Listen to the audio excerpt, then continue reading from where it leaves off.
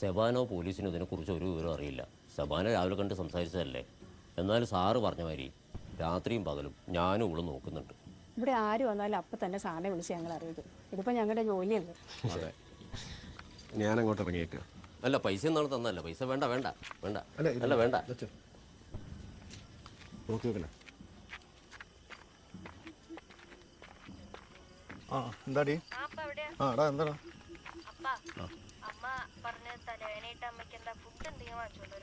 ആ വാങ്ങിച്ചോണ്ട് വരാടാ. Okay gate അടക്കണ്ടാ, ഞാനിപ്പോൾ അങ്ങ് എത്തുവേ.